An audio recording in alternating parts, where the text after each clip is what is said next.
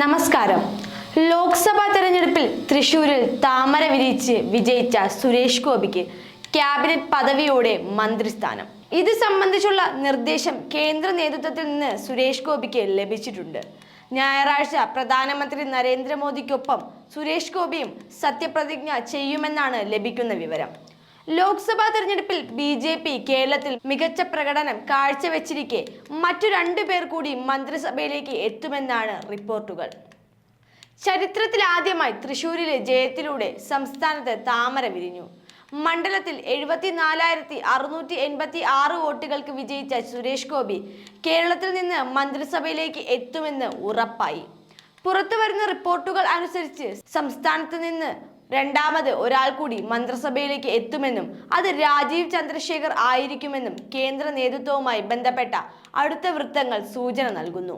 ലോക്സഭാ തെരഞ്ഞെടുപ്പിൽ മിന്നും പ്രകടനം കാഴ്ചവെച്ച രാജീവ് ചന്ദ്രശേഖറിനും കേന്ദ്രമന്ത്രിപദം കിട്ടും. തിരുവനന്തപുരത്ത് ശശി തരൂരിനെ മുൾമുനയിൽ നിർത്തുകയും ജയത്തോളം പോന്ന 2ാം സ്ഥാനം കരസ്ഥമാക്കുകയും ചെയ്ത രാജീവ് ചന്ദ്രശേഖറിന്റെ പേരാണ് മുഖ്യമായും പരിഗണിക്കുന്നത്. വെറും 16,077 വോട്ടുകൾക്കാണ് രാജീവ് ചന്ദ്രശേഖർ തോറ്റത്. 3,42,078 വോട്ടുകളാണ് അദ്ദേഹത്തിന് കിട്ടിയിരുന്നത്. രാജീവ് ചന്ദ്രശേഖർ 2ാം മോദി സർക്കാരിൽ IT വകുപ്പിന്റെ സ്വാതന്ത്ര്യ ചുമതലയുണ്ടായിരുന്ന മന്ത്രിയാണ്. ഇത്തവണയും അദ്ദേഹത്തെ മന്ത്രിസഭയിലേക്ക് ഉൾപ്പെടുത്താനാണ് സാധ്യത. തൃശൂർ മോഡലിൽ അടുത്ത 5 വർഷവും തിരുവനന്തപുരത്ത് സജീവമായി പ്രവർത്തിക്കാനാണ് രാജീവ് ചന്ദ്രശേഖറിനെ പാർട്ടി നൽകിയിട്ടുള്ള നിർദ്ദേശം. മണ്ഡലത്തിൽ കൂടുതൽ സജീവമായി ഇടപെടാൻ അടുത്ത തവണ വിജയം പിടിച്ചെടുക്കാൻ കഴിയുമെന്നാണ് പാർട്ടി കണക്കുകൂട്ടുന്നത്.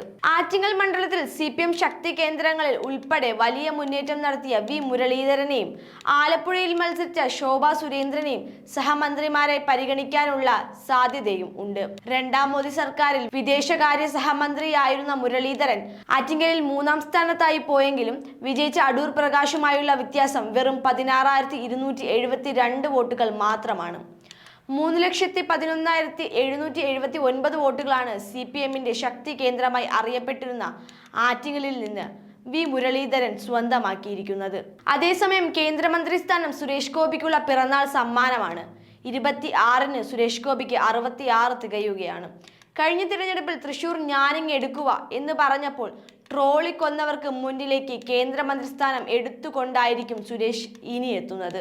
കേരളത്തിൽ നിന്നുള്ള BJPക്കാർ നേരത്തെയും കേന്ദ്രമന്ത്രി ആയിട്ടുണ്ടെങ്കിലും ലോക്സഭാ തിരഞ്ഞെടുപ്പിൽ നേടിയ വിജയക്കരത്തിൽ കേന്ദ്രമന്ത്രിയാകുന്ന കേരളത്തിൽ നിന്നുള്ള ആദ്യ BJPക്കാരൻ ചരിത്ര നേട്ടം കൂടിയാണ് സുരേഷ് ഗോപി സ്വന്തമാക്കിയിട്ടുള്ളത്.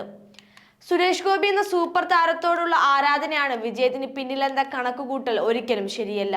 സ്ക്രീനിലെ ആരാധനയും ബാലറ്റ് പേപ്പറിലെ വോട്ടും 2ആയി തന്നെയാണ് മലയാളി കാണുന്നത്. രാഷ്ട്രീയത്തിൽ പ്രവേശിക്കുന്നതിന് മുൻപേ കഷ്ടപ്പെടുന്നവരെ അദ്ദേഹം കൈയയച്ച് സഹായിച്ചിരുന്നു. അതൊന്നും സമൂഹ മാധ്യമങ്ങളിലൂടെ ആഘോഷിക്കാനും ശ്രമിച്ചിരുന്നില്ല. ജാതിയോ മതമോ രാഷ്ട്രീയമോ നോക്കിയല്ല സുരേഷ് ഗോപി പലരെയും സഹായിച്ചിരുന്നത്. അതുകൊണ്ട് തന്നെയാണ് എല്ലാ മേഖലയിൽ നിന്നും അദ്ദേഹത്തിന് വോട്ട് കിട്ടിയത്. തിരഞ്ഞെടുപ്പിന് ശേഷം അഭിനയിക്കാൻ പോകും എന്ന് അദ്ദേഹം പറയുന്നതിനും കാരണം അതാണ്. അങ്ങനെ കിട്ടുന്ന വരുമാനത്തിന്റെ 10% കഷ്ടപ്പെടുന്നവർക്ക് നൽകി വരികയാണ് സുരേഷ് ഗോപി ചെയ്യുന്നത്. സുരേഷ് ഗോപി ക്യാമറയ്ക്ക് മുന്നിൽ മാത്രമാണ് അഭിനയിക്കുന്നത്. അല്ലാത്തപ്പോൾ പച്ചയായ മനുഷ്യൻ. പെട്ടെന്ന് ദേഷ്യം വരും. അന്യരുടെ സങ്കടത്തിൽ മനസ്സലിയും. മകൾ ലക്ഷ്മിയുടെ അപകട മരണം സുരേഷ് ഗോപിയെ വല്ലാതെ തളർത്തിയിരുന്നു.